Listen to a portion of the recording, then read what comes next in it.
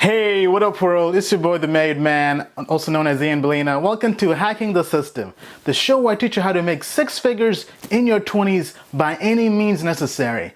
And this week I had the pleasure of attending Token Summit in New York City 2017, the world's first conference purely dedicated to initial coin offerings, also known as ICOs. What are ICOs and how are they disrupting and hacking venture capital?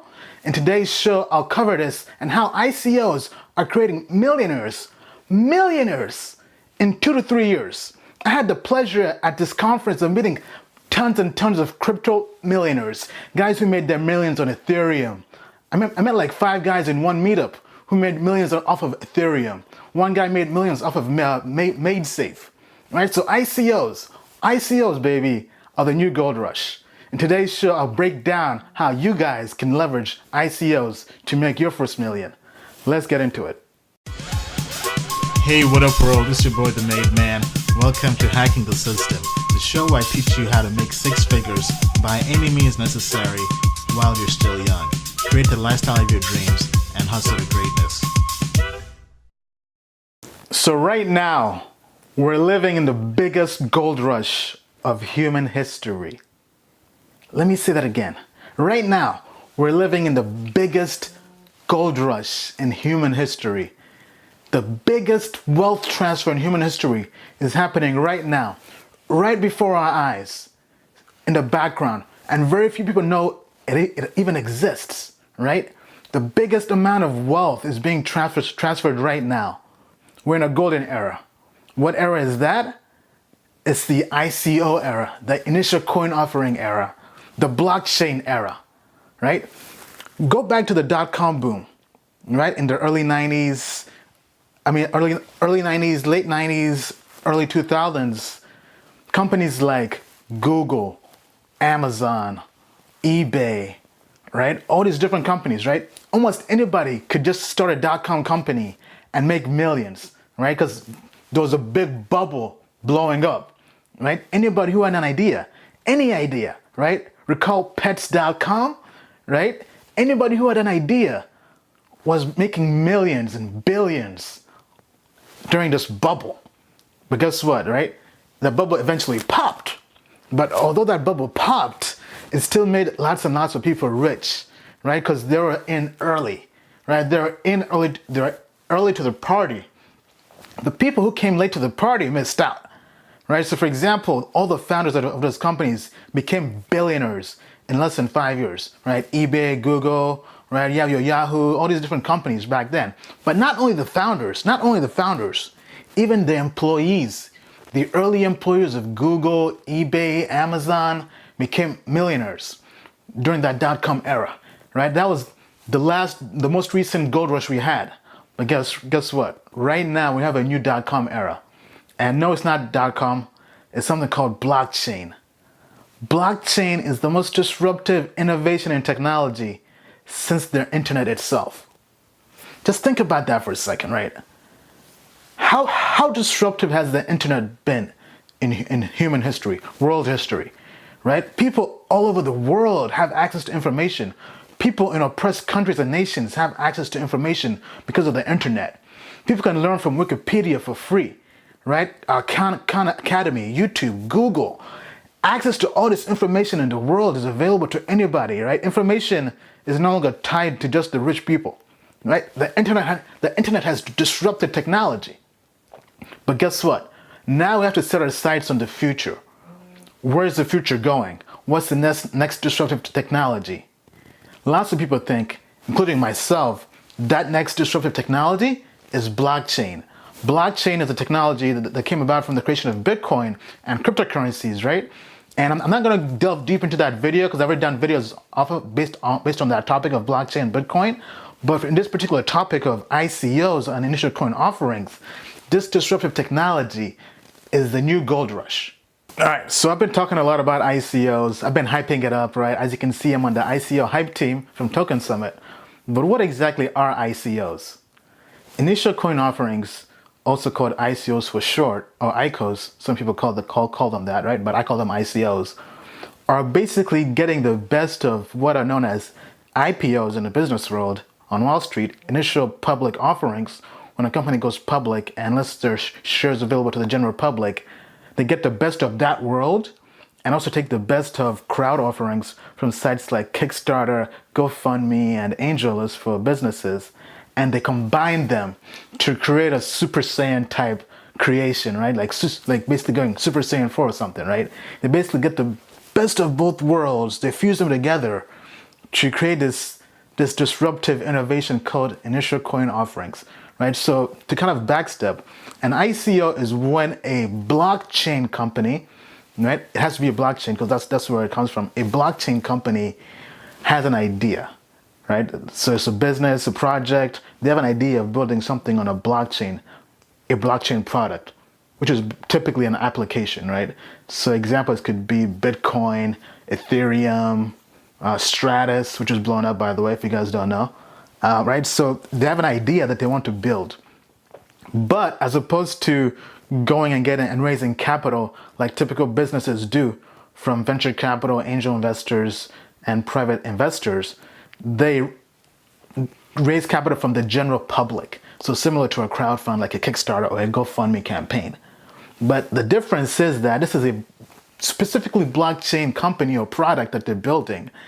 And in exchange, as opposed to giving you equity in their project or their company like they do with typical venture capital or angel investors, they give you tokens or cryptocurrencies in exchange for your money, right? So as opposed to just purely giving them money in your typical crowdfunding campaign on Kickstarter, right, and expecting a product, the investors, when it comes to ICOs, don't care about a product. They just want to get that token. They're about that token life, man, right? So they want the cryptocurrencies. They take those currencies, and the reason they invest and give them money, which is usually done in Bitcoin or Ether, which is the currency for the Ethereum platform, right? So in exchange of their Bitcoin or Ether currency, they get the currency for that particular project. So for example, if we use Stratus as an example, Stratus launched their ICO last year, right? And Stratus, which is basically their project was building a C# platform on top of the Bitcoin blockchain, right? So the idea was letting C# developers create applications on the Bitcoin blockchain without having to know C++, right? Because it's basically adding a abstraction layer, or kind of like an API, without getting too technical with it, kind of like an abstraction layer to make it easier for somebody to write applications in a different language and translate them to the Bitcoin platform, right? So that's keeping things as simple as possible. That's what they're doing, right? They're basically building a translator to let you program in a different language on Bitcoin blockchain. Now, that was the idea. They raised funding last year somewhere in the summertime, right? They raised their funds, and it was a very low ICO. I don't have the numbers off the top of my head, but I believe they raised about $2 million. But anyway, right? They take that money. In exchange, they gave investors tokens called Stratus tokens, right? And investors purchase these tokens because they anticipate that if they believe in the project, or if they think other people believe in the project, they anticipate the value of those tokens they have to go up in value over time, right? So they're basically taking a chance, a risk, a gamble on this company, and they're betting the farm. Well, not really betting the farm, but they're taking their chances, expecting the value to rise.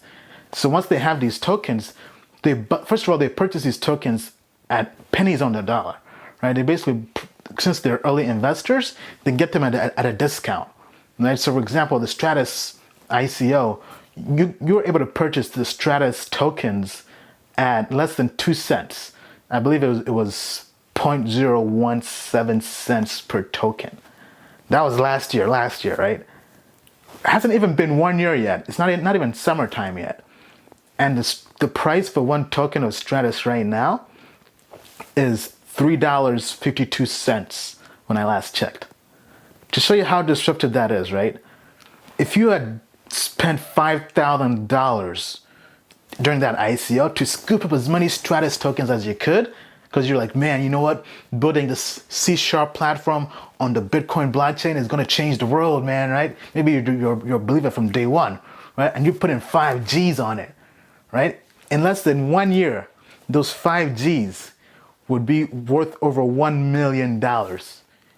You'd be a millionaire, bruh. I mean, just think about that for a second, right?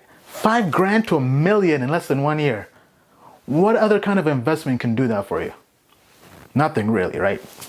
So that being said, right? So to kind of backstep, right? ICOs, initial coin offerings, are when investors, regular people like me and you, the public, usually spend our money to purchase tokens from a company or a project that hasn't yet launched, or maybe they have a prototype. In exchange, they give us, in exchange for our money, which is Bitcoin or Ether usually, they give us their token for their project or their platform, and we hold on to them. And in about a week to a month or so, we can then take our tokens and, if we like, hold on to them, or if we don't like, sell them on an online exchange, similar to your investing sites like E-Trade, TD Ameritrade. There are other exchanges purely for cryptocurrencies like Bittrex, Poloniex, where we exchange them for Bitcoin or Ether, right? So basically, we can sell them off, or we can liquidate our investment, right? So this is how ICOs work at a very, very simple level.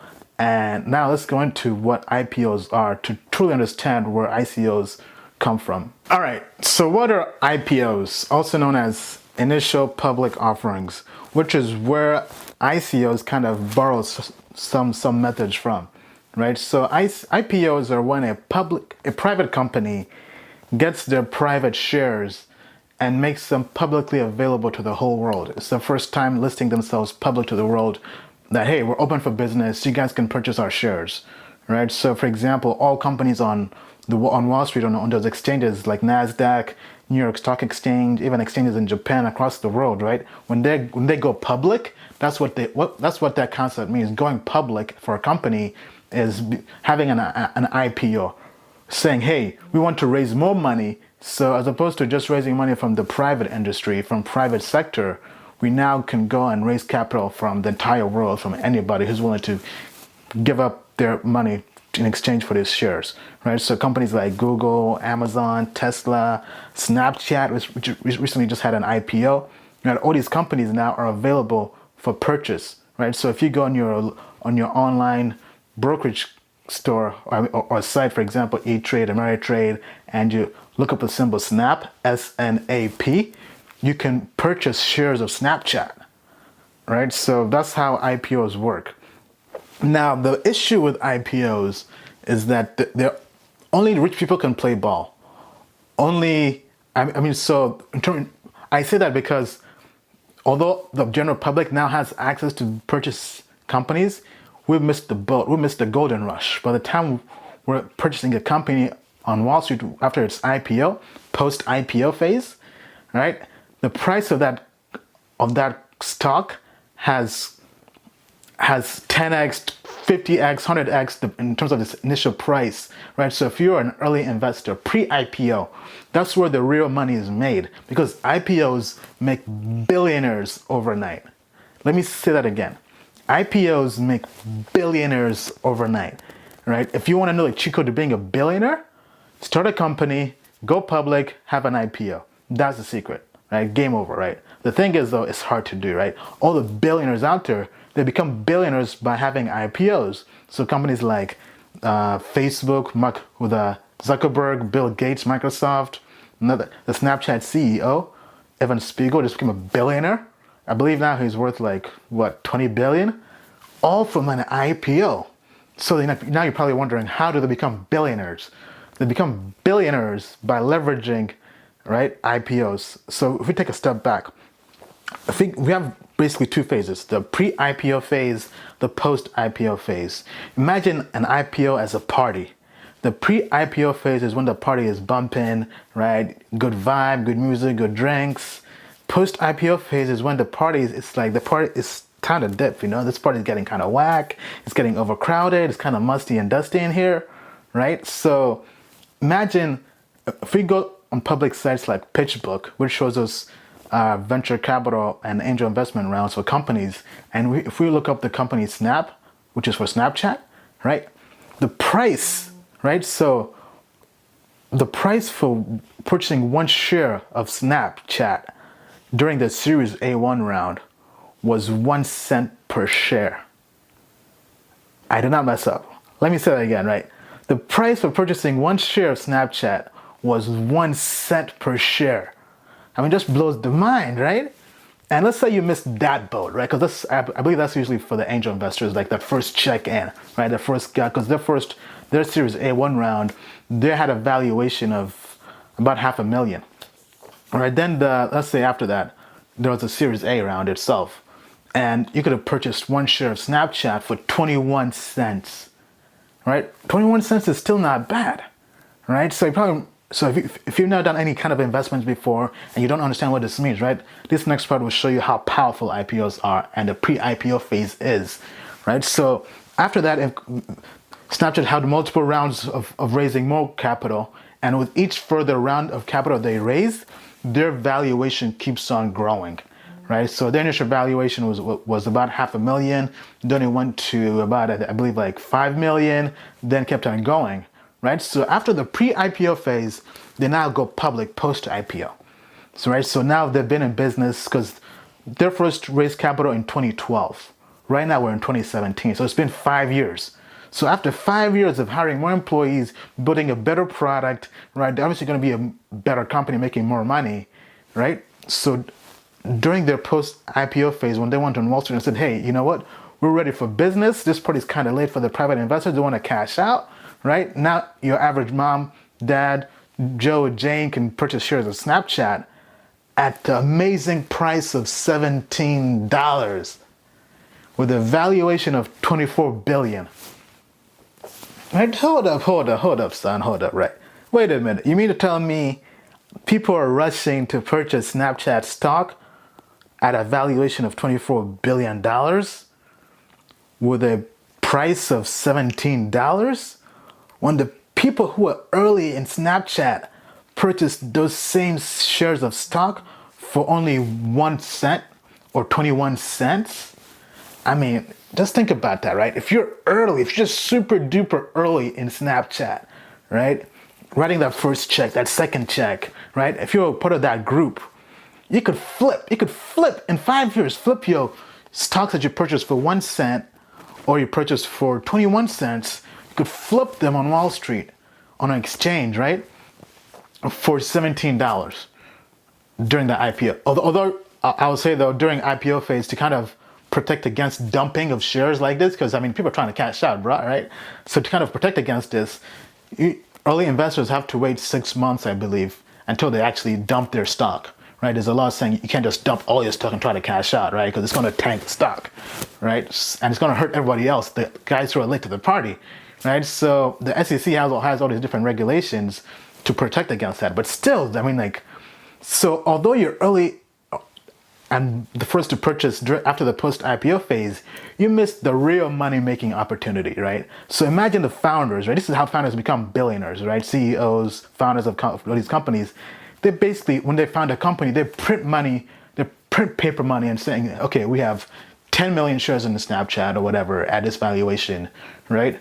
Once we go public, we can sell the shares we got from just being the founders of the company for $17 per share, right? So multiply this to whatever price you have, right? This is how companies make money. Now, the investors make millions as well because they get in at about 21 cents or so, right? As you can see, these IPOs are totally unfair. They're unfair in the sense that you can't invest in the pre-IPO phase due to SEC regulations. That's the American Security and Exchange Commission. It's meant to protect your average investor, and they have regulations saying that to invest in the pre-IPO phase, you have to be what's known as a sophisticated or accredited investor. What does that mean? That means you're super duper rich, basically, right? You have to show proof of making over 200 grand 2 years in a row, or have a net worth over $1 million. If you don't have that, you cannot invest, right? And also, because the typical way companies raise money in an IPO or prior to an IPO, when it's just a startup or a company, they want to have as few investors as possible, right? Because the more investors you have, the harder it is to manage and keep up with, right? And you're basically diluting the pot, right? So you want to have as much money as possible from as little people as possible, right? So rather than raising $100 million from 100 million people, you'd rather raise $100 million from just 10 people if you can, right? That's kind of how that works, right? So because of that concept, companies go to people who have lots and lots of money. So, right, so going back to that Series A1 phase, which is usually for angel investors, right? To be an angel investor typically requires you to invest minimum 25 grand in a company, right? So angel investors, on average, minimum usually invest $25,000. And then for venture capital, they typically like to write big checks, fat checks, right? So on average, they like to invest minimum $3 million or so, give or take, right? Because they're trying to make big moves. So imagine your average person who's like me, right? Me, you, whoever, right? Who wants to invest in the next Snapchat, the next Facebook, the next Google, when it's just a bunch of college kids in the lab trying to create the next big disruptive idea? We can't do that because we can't play ball. We don't have 25 grand to invest, right? So this is where ICOs disrupt everything in the sense that you don't have to have 25 grand to invest early in that pre-IPO phase. You can just come with your 10 bucks, your 100 bucks, your 1 grand, your 5 grand, whatever you got. Everybody can play. Everybody can invest and come up and make their million, right? This is how ICOs are disrupting IPOs. All right, what is crowdfunding?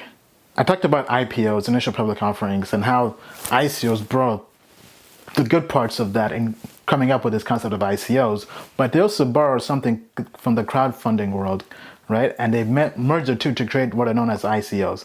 So to understand that, we have to also discuss crowdfunding. Crowdfunding, some of you may be familiar with this, is when people, project or company raise money from the general public, right? So sites like Kickstarter, GoFundMe, AngelList, all these sites, people can go on there and say, hey, you know what? My car is broken down. I need to raise some money. Can you help me fix my car? Or, hey, I'm trying to travel to go see my sick aunt and blah, blah, blah. Can you guys donate some money to me or donate money to my project? Or maybe I'm trying to build this nice thing on Kickstarter or fund a film, right? Can you invest this, right? So people basically have something they would like to raise money for, and they leverage social media and the online web to spread this message and raise money for this, right? So once you raise money for this, right? So, but to kind of go back, let me first take a step back. So crowdfunding was enabled in 2012 when Obama passed the Jobs Act, which basically said that, okay, we know what, typically only sophisticated investors or accredited investors can invest in companies prior to them being public. But now we're going to open it up to the general public and say, okay, you don't have to be an angel investor and invest a minimum of 25 grand or have over $1 million net worth or make over 200 grand in 2 years in a row to invest in a company. Now anybody can come and invest in this company or project, right? So this made sites like Kickstarter available, AngelList, which is for startups to raise money from everybody. However, although that was good and kind of opened up the space, right? There are still regulations and stipulations as to how much you could raise. I believe there was a cap in terms of each individual could only invest 100 grand if they weren't a sophisticated investor, right? So there's still laws tying the people down, right? So although it was a good concept, there are still restrictions, right? So ICOs, initial coin offerings, took the concept of raising money from the general public, kind of like Kickstarter, AngelList, and take the concept of IPOs in terms of people getting back, as opposed to a product, they're getting back shares, right? And they merged the two to create something that's totally disruptive. And let's get into the next part and talk about how disruptive this is. All right, so we talked about how ICOs take the best of both worlds from crowdfunding and IPOs and make this Super Saiyan 4 type fusion, amazing disruptive innovation. But how are they actually hacking venture capital? Right? Because venture capital used to only belong to the rich people. As I mentioned before, only the rich people could invest in Google, Amazon, Tesla, Snapchat, pennies on the dollar in that early pre-IPO phase, right? Everybody else post IPO was getting a bad deal. Well, now companies, right? So going back to Stratus example, companies, as opposed to only raising money from venture capital or angel investors, right? VCs on average invest minimum $3 million, and angel investors who are basically just super rich people, individuals, on average invest minimum 25 grand, right? Now they, in the same manner as a crowdfunding campaign, they go to the entire World Wide Web. Anybody in the world, no matter your location, just think about that. No matter your location, the company, like for example, Stratus is based in London, but me over here in Washington, D.C., I can still put my money in without even having to fly there, right? So they open up to the entire world. Anybody can invest money into this blockchain company, right? Because ICOs are for blockchain companies or projects or ideas. And the premise is that as an investor, as opposed to receiving equity in the company, we receive tokens that we can then flip and sell at a higher value, ideally down the line, right? But it's a value for companies especially, right? Because now, so picture Shark Tank, right? The hit TV show Shark Tank with Mark Cuban, Mr. Wonderful, Draymond John, right? All those different people, right? How many times do you see people come on to Shark Tank and say, okay, you know what? The investor is going to give you $250,000 in exchange for 10% of your company, right? So with typical venture capital or angel investments, right? Because Shark Tank guys are basically angel investors, right? People with over $1 million net worth. They basically invest in exchange for equity. The company getting money has to give up something. They have to give up ownership of their company, right? Which is a bad thing, right? Because let's say you own 100% of your company. Each time you raise money, you're giving away a slice of the pie.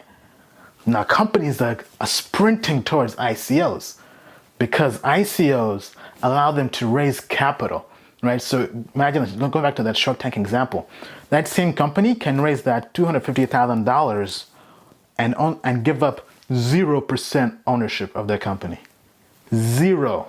A big fat goose egg, right? So imagine the value that is and how disruptive that is for companies, to a point that in the last 1 year alone, blockchain companies have raised more than 2.4 times money from ICOs than from venture capital and regular investments, right? And the companies are raising millions of dollars, millions, right? Ethereum ICO raised $18 million. Recently, there was the Mobile Go ICO. Recently, just closed up last week. They raised $55 million, right? The Gnosis IPO was humongous, right? The biggest IPO. I mean, not IPO. The biggest ICO, excuse me, right? Kind of mixing up the words. The biggest ICO raised was a DAO raised, I believe, $160 million. So there's a ton of money in this space.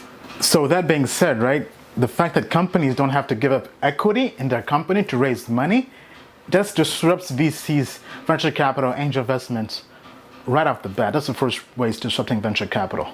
The second way it's disrupting venture capital is that there's very little regulation or laws in this space when it comes to ICOs, meaning that it's the wild, wild west in a good way though, right? In the sense that there's no red tape, blue tape, or these different government agencies saying, hey, you can't do that, you can't do this, right? So imagine a typical IPO, the initial public offering on Wall Street.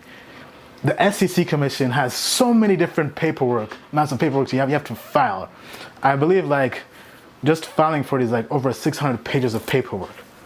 With an ICO, there's barely any paper. There really isn't paperwork. You just say, okay, you know what? It's kind of like firing up a Kickstarter page saying, okay, hey, you know what? We're gonna raise this amount of money. Here's where you guys can put the money in. We'll give you the tokens, right? So there's less paperwork. Now, I'm not gonna say there's zero paperwork, but it's much, much easier and faster for a company to raise money with an ICO than go through all these different regulations, stipulations with an IPO and getting private capital, right? And the third way ICOs are disrupting, breaking down the wall, the barrier of venture capital and angel investing is liquidity. that's probably the takes the cake in terms of what exactly is disrupting, right? So just picture this, right? I mentioned earlier how Snapchat, the first check by the first investors was in 2012. Snapchat finally had their IPO in 2017. That's a full 5 years. So if you were the first investor in Snapchat, wrote that first check at a discount, right? Pennies on the dollar, 1 cent, 21 cents, what have you, right? You would have to wait 5 years to realize your gains. Meaning that you would have to wait 5 years to have the ability to cash out, to sell those shares you bought, you purchased, right? So you have to wait for 5 years. I don't know about you guys, but I don't have 5 years to wait, bruh. Like, hey, trying to make this ends ASAP, right? So now ICOs are disruptive in the sense that they have almost instant liquidity. In the sense that as soon as you purchase, for example, with Stratus, right? As soon as you give them your money, which is in the form of Ether or Bitcoin, within about 1 week to 1 month, those tokens are now available to be listed on an online exchange like Bittrex or Poloniex, right? So you don't have to wait 5 years to cash out, right? So imagine like those early investors in Uber, right? Like Jason Calacanis, Gary Vaynerchuk, all these investors in Uber, they're still waiting for Uber to go public or for somebody to purchase them or buy them up before they can pull out their money and realize the gains and take out those profits they've made. I mean, sure, they're gonna make a ton of money on those investments, but they have to wait on average 2 to 7 years.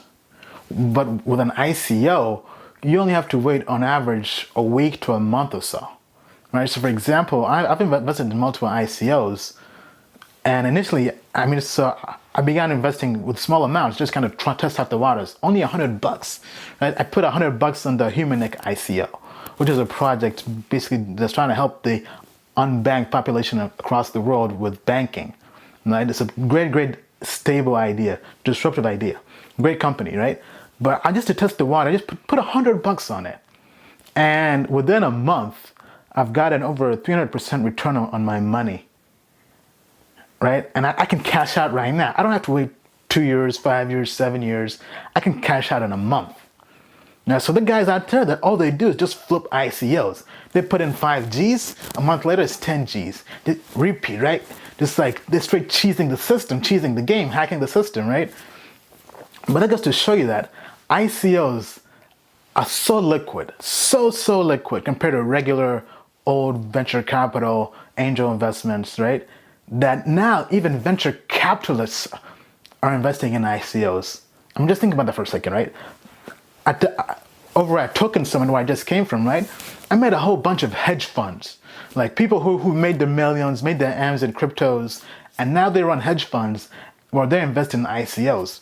You know, I went to a meetup, met 3 hedge fund guys. They all made their millions investing in the Ethereum ICO. Right? I'll talk about that later in the next section, but right, all these people are putting big money in these ICOs because they're liquid. You can invest in them and a month later pull out your money if you don't believe in the project anymore, or if you just want to make a quick profit. Or you can hold like regular venture capitalists and just ride the wave till the project matures. But you have options, and it pays to have options. All right, I've been hyping up ICOs a lot, but what is the history, right? Just to kind of give you guys an idea of where this idea or concept came from. The very first ICO was launched by MasterCoin, I believe. I think they're the first ones to truly do this on a big scale, right? So MasterCoin was like, hey, you know what? We're trying to raise money, but let's just raise money from the general public in the same way as crowdfunding campaigns do it. But in exchange, as opposed to giving them a product, we'll give them tokens. We'll give them our cryptocurrency. And people loved it, man. They loved this idea. They raised so much money. They raised $5 million from this crowd sale. And people loved it, right? That was the very first ICO. Then moving forward, we've had lots and lots of big ICOs. We had the Ethereum ICO, where I met lots of millionaires at Token Summit that made their millions on Ethereum ICO.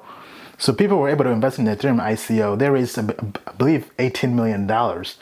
And the price for Ethereum token at that point was 30 cents. I don't know if you checked the price of Ethereum right now, but at the time of this video, it's about $160. So that's a big return on your money in less than 3 years. Less than 3 years, man. Like life-changing profits, as Ty Zen and LeonFu.com say, right? And then the DAO, as I mentioned earlier, was the biggest ICO we had, and they raised over $160 million. All right, and now it's come to a point where the industry and the space is so mature, we have ICOs almost every single week. So there are different calendars. You can go out there and find different ICOs to invest in, but this space, this is just the beginning. The best is yet to come. All right, so now we go to the meat of the video, all right? The creme de la creme, the part you guys have been waiting for. So how can ICOs make you a millionaire in less than 5 years, right? In like 1, 2, or 3 years, right? I've kind of talked about this in different parts of the video building up to this, but right? This basically just showcases with 2 examples, right? So the Ethereum ICO. Ethereum is the second biggest competitor. It's the second biggest cryptocurrency out there after Bitcoin, right? It has a market cap of, last time I checked, I believe like $16 billion. But you could have invested in their ICO in 2014 at a market cap or valuation of only $18 million, because that's how much money they raised. Well, not really, but yeah, so you could, anyway, who cares, right? You could basically have bought Ether, which is the currency they raised, right? They were giving out in exchange for Bitcoin. You could have given them Bitcoin at a price of 30 cents per Ether, right? So for 30 cents, so imagine you put in $2,000, $2,000 in Ether in 2014. $2,000. Right now in 2017, in less than 3 years, those $2,000 you have would be worth over $1 million. Just think about that for a second, right? $2,000 in less than 3 years, you're a millionaire. I mean, like, that's disruption right there. Now, this is how millionaires are being made overnight. So when I was at Token Summit conference, the world's first cryptocurrency conference, right? I was meeting a whole bunch of people that made their millions on Ethereum ICO, man. Like, it was so inspirational, so moving. I'm like, yo, man, I need to bet the farm on this, right? Then the other example is Stratus. Stratus is like probably within the last year, one of the biggest cryptos out there, right? So I mentioned earlier, right? You could have purchased the Stratus token during the ICO last year, in the summer of last year, 2016, for less than 2 cents. It was 0.017 cents, I believe, right? And right now, that Stratus is trading at $3.52 last time I checked. So that means if you put $5,000 into Stratus and during the ICO, you'd be a millionaire in less than 1 year. I mean, like, I don't know about you guys, but I don't know any other kind of investment right now where people can make this amount of money so quickly. Not real estate, not investing in Wall Street, stocks, whatever, mutual funds, 401ks. Hell no, man. Like, nothing is this disruptive.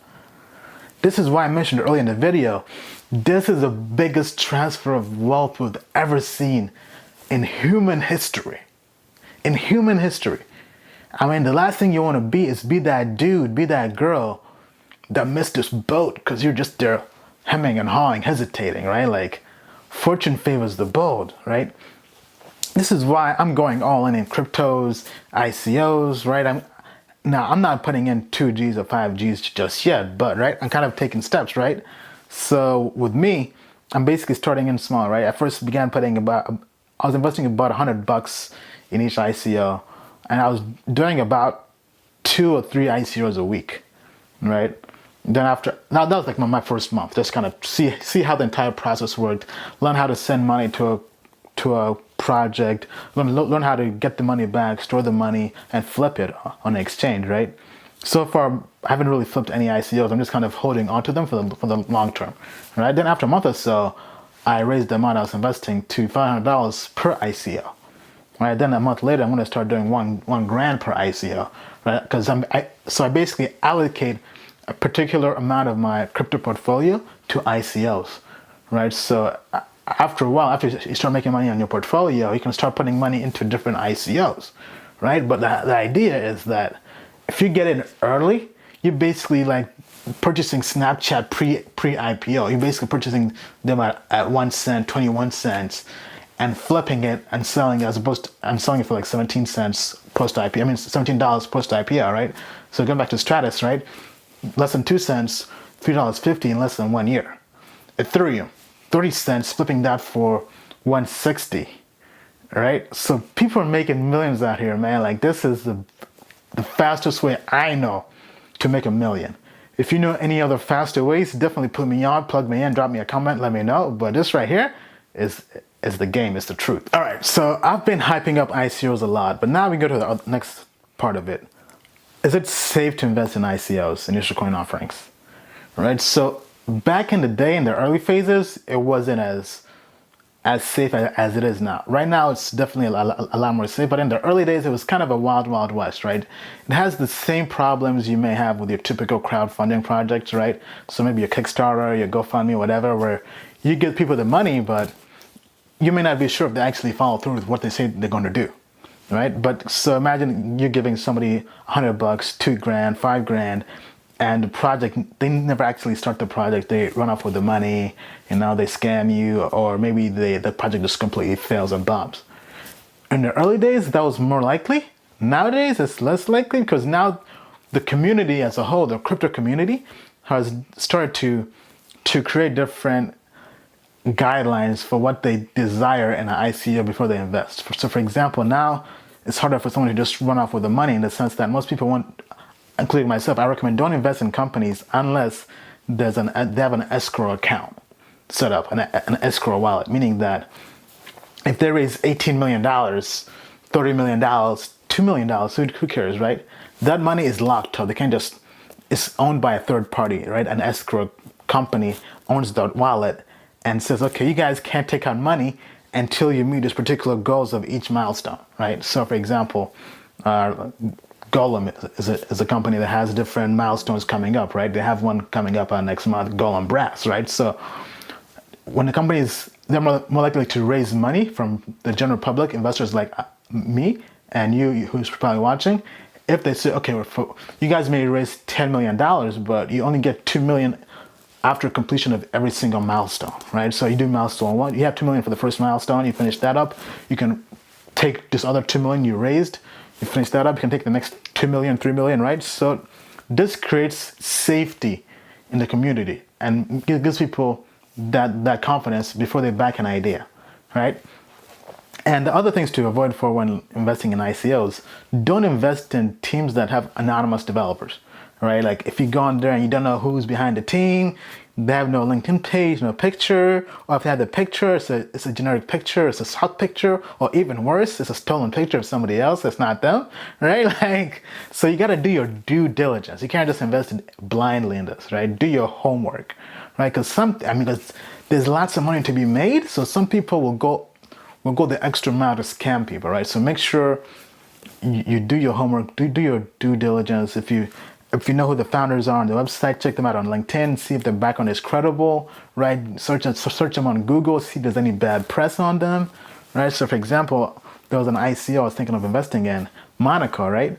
Because they're doing kind of like they're creating debit cards and credit cards for Bitcoin and cryptocurrencies. And I Googled the founder, and I saw on Google that his last company went bankrupt. And I'm like, oh, hold up, time out. I'm not giving these guys my money, right? Right? So you want to do your homework like that. Or for example, go on sites like Bitcoin forums, right? Bitcoin Talk, I believe is one. Just search and see what other people are saying about these companies, right? So that same company, other people on the same Bitcoin forums were saying, hey, this is a possible scam, right? So things like that, you want to avoid them, right? But let's say you still believe in the project or the idea. Right, so for example, with me, I still kind of like the idea. So as opposed to investing in the ICO, I'll pass on the ICO. But as soon as that project, as soon as the token gets listed on an exchange, I'll buy it early at a discount and just write it off, right, as the price goes up. Because ICOs are tricky, right? So, but once a project gets onto an exchange, you can still purchase it at a very, very cheap price and just write it off. So for example, some ICOs, although they're disrupting venture capital, there's still some restrictions, right? So, for example, some ICOs, you can't invest in them if you're from America because we still have some SEC rules blocking some stuff, right? So, there's some ICOs I couldn't invest in, like I believe it was iExec and RLC, some cloud computing stuff. I mean, some supercomputing stuff on a blockchain. So I couldn't invest in it because I was in America, right? So although now I learned I could just use a VPN, virtual private network, to access it, but still, right? You can just wait for the ICO to finish up. Once it got listed on the exchange, I just purchased their tokens for I purchased it for 35 cents, rode the wave till it was like 75 cents and sold, right? So for about 70 cents. So I basically doubled my money in like a week or two, right? But so those are different ways you can navigate ICOs. One other thing to avoid when investing in ICOs, make sure the company or project you're investing in has some kind of prototype. Now, I know Ethereum, when they initially launched, they had no prototype. They had like pretty much just a white paper, basically just a business plan, basically, right? But that was super duper early. Now the space is more competitive, right? So expect the company to have a prototype, a proof of concept, minimum viable product MVP, right? Have some kind of working prototype prior to you investing money in them, right? Because you're taking a chance in this, right? And now there are sites out there that actually share their due diligence with others for free. So for example, one site I just found out recently and I love is called ICOrating.com. They go there and they basically do in-depth thorough reviews of each ICO before you invest in it, and it's free, right? They'll tell you this ICO is risky, don't invest in this, pass on this, or this is a great ICO, it's stable, right? They go through the team, the idea, the product, right? Their competition, right? Very, very thorough, and it's publicly available, right? So ICOrating.com. All right, so I got you hyped, super hyped. You're trying to make your million quick in like 1 year, 2 years, maybe 3 years at the worst, right? So how do you get involved in this, right? So let me show you how you invest in ICOs. So there are different ICO calendars online, different websites that have different dates when each ICO is occurring, right? So ones that I mentioned earlier, ICOrating.com. I also like ICOalert.com, I believe is the name of that, right? So just go on Google, type in ICO alert, ICO calendars. I also like the calendar by Smith & Crown.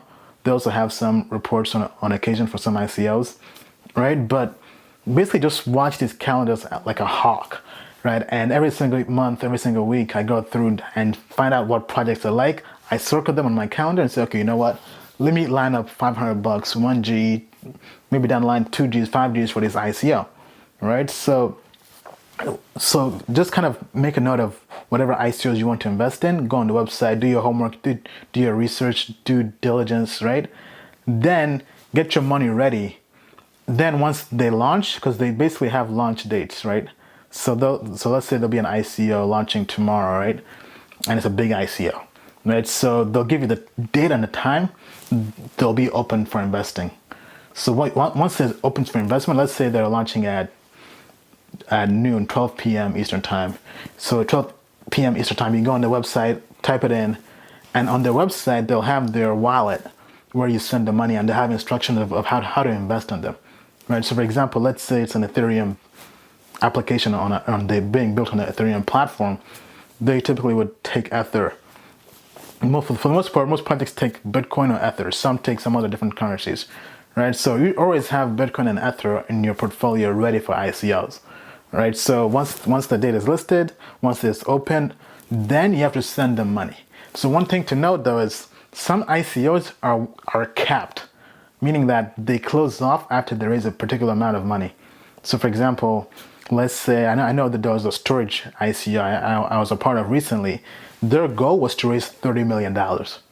So after 30 million, if you're late to that party, you're out, right? So, and some ICOs sell out like that, right? Some ICOs have sold out in like 30 minutes, right? I think the storage ICO was lasted about 2 or 3 days, I believe, right? And some ICOs have no cap, and they last an entire month, right? So all these different things are available on these different websites on their calendars, right? So if an ICO is capped, that means you have to be super early, ready to press the button to send your money there, right? Whether you're Bitcoin or your Ether. Now, once you send the money, sometimes there are basically two ways the projects will send you their tokens. Sometimes it's instant, especially if it's being done with my Ethereum. With Ether. If it's a ERC20 token, which is kind of like this standardized token for Ethereum platform applications, meaning that it's very, very easy for them to send you their tokens right back to you, right? So from your wallet, from your Bitcoin or Ethereum wallet, if you're new to Bitcoin or Ethereum, I have an earlier video that covers that, and just go on YouTube or just search on Google how to use a Bitcoin and Ethereum wallet. But one thing to note, make sure when you're sending money, when you're sending your Bitcoin or your Ethereum to these ICOs, don't send them money from an online exchange. I repeat, don't send them money from an online exchange like Poloniex, GDAX, Coinbase, Gemini, Bittrex, Bitfinex, right? Because all these websites, you don't own the private keys. And if you have to claim your tokens down the line, sometimes they'll require you to have to sign and verify that it was you that sent the tokens. So it's not somebody who's trying to pose as you to steal your tokens. And to sign and verify, you'll have to have your own private keys. You have to have access to the private keys, right? So what I recommend for Ethereum ICOs is my Ether wallet, which is just myetherwallet.com, I believe, right? And then for Bitcoin, well, it kind of depends, right? Sometimes you can just use a regular wallet like Exodus or Jax, or you can just use one like blockchain.info. I've used that one before because I had issues with the Exodus, with not being able to verify, so I had to export my private keys. So just to kind of give you guys a warning in advance, sometimes it can get very, very technical, especially if you're a beginner, if you're a newbie at this, right? So to kind of avoid all that headache, invest in ICOs with your own wallet, not an exchange wallet like Coinbase or Poloniex or what have you, right? I recommend my Ether wallet for anything Ethereum because that one always works, right? And Bitcoin, I would recommend blockchain.info or Exodus. Or even better, if you have a hardware wallet, that works even better, right? But not everybody has a hardware wallet, right? So with that being said though, right? Once you send the money, right? Usually, sometimes it could be within a few days, right? But as I mentioned earlier, it can be anywhere between 1 week to a month to where they'll give you back the tokens, right? So you basically, because once they close funding, once they close raising money, after a few days, then they'll give you the tokens, right? So some campaigns, they close very, very early, within a day, within 2 days. Some campaigns, it takes them 1 month to raise money, right? Because sometimes they aren't capped, but the ones that are capped, usually, and they're popular and there's lots of demand, they typically close early, right? So anyway, once they give you the tokens, you can store them either in your wallet, if it's ERC20 token, if it's Ethereum token, you can store it in the My Ether wallet, or if it's whatever different token, you store it in that project's wallet. So for example, Stratus has a Stratus wallet you can download from the website, right? So whatever the website is, sometimes if they have their own wallets they use, right? And you can hold the tokens there. But anyway, once you have the tokens, you basically just hold on to them and just wait until that token becomes available for trading, for buying and selling on an online exchange like Poloniex or Bittrex and some others, right? So this could be a week, it could be 2 days, it could be a month, maybe even longer sometimes, but that's rare, right? But it's a lot more liquid than waiting 5 years for Snapchat to go public or Uber to go public, right? So, like for me, on average, usually it's been. So I've had some go public on exchanges within 2 days to a week, right? Some, I would say within 2 days to a week. Some maybe longer, maybe 2 weeks, but it's very, very quick, very, very liquid, right? And the way I treat ICOs is I just buy and hold, just buy and hold, just buy and hold, right? Because this is a long-term hold for me, long-term investment for me. So I'll just buy something, hold it, not gonna look at it for 2 years, right? If it pops early, I'll buy some more, right? So Humanic, I initially bought $100 in the ICO, because wasn't quite sure about it, but it was a good idea, but very, very lofty idea, save the world, cure world hunger, unbanked, all this stuff, right? But once I realized I got a 3x return within like 2 weeks, I went back and put in 2 G's. Then 2 weeks later, I came back, put in 2 more G's. So now I have like $4,000 invested in a Humanic ICO. And when it launched on the exchange, it was at 4 cents. Now, last time I checked, it was at about 14 cents. And this could possibly go to like $5, right? So I'm trying to catch that next Stratus, the next Ethereum, trying to make my million on cryptos, right? And I hope you guys can go out there and also execute on everything I've talked about in this video. All right, so this has been probably one of the longest, if not the longest video I've ever done. But it's probably one of the best videos I've ever done because this is disruptive. This is disruptive. I'll keep on saying this, right? As I mentioned earlier in the video, this is the biggest transfer of wealth in human history, in world history, right? More people are becoming millionaires within 1 year with Stratus, within 2 or 3 years with Ethereum and others, right? I came back from Token Summit, the world's first cryptocurrency conference on ICOs and tokens, right? And I met a whole bunch of millionaires from Ethereum made safe ICOs, right? So, I mean, this is real. This is real. This is tangible. This is not some dream. I'm not just some dude talking about hackers and college programmers trying to change the world, right, in their basement. No, like, this is real. Like, this is real money. M's. I'm talking about M's, man. Like, for real, right? Like, we're talking about M's, right? Stacks, right?